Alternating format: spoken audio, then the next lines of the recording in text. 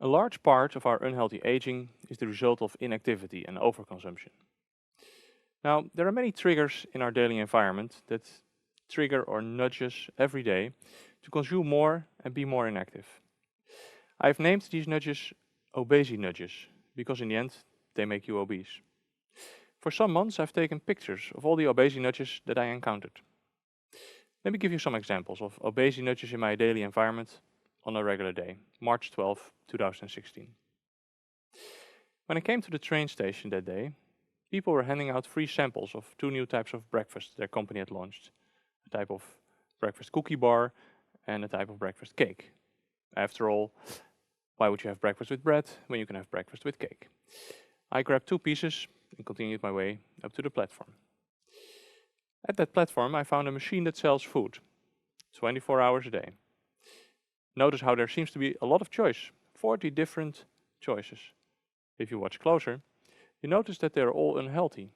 40 different types of crisps, chocolate bars, cookies, no apples or carrots. No healthy option for the hungry traveler. These machines in our public environment, at stations, public places, even schools, nudge people to make unhealthier choices.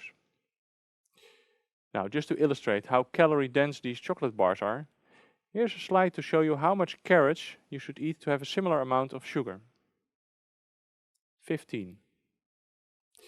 Just to remind you, a chocolate bar contains just as many calories from fat as from sugar. So from a calorie perspective, there are 30 carrots in a chocolate bar.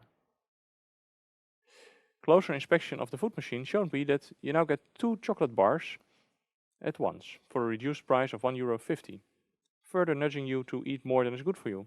That's 60 carrots as a snack. Calorie-rich food is everywhere around us. When I arrived at Utrecht Central Station, I had to change trains, but to get to the next platform, I had to take the escalator. Stairs were not an option. And since it's not allowed to take your bike in the train during peak hours in the Netherlands, I had to take the subway to my final destination.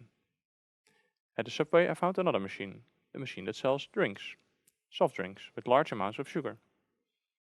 Closer inspection showed me that if you bought half a liter soft drink, already containing 12 lumps of sugar, you get a free chocolate bar.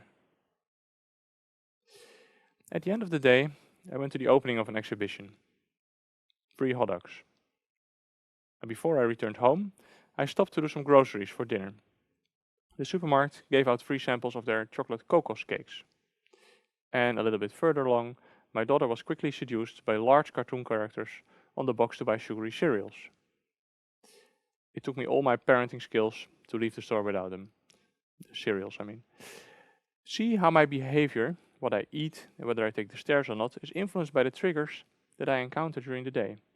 These triggers promote overconsumption and inactivity, and therefore I call them obesity nudges. I would like to ask you to help me build a collection of obesity nudges from around the world. I'm curious to see what obesity nudges in India, the United States or Africa look like. Upload them on our interactive map to share them with each other. Watch the next video to see the details of the assignment that concludes this step 3.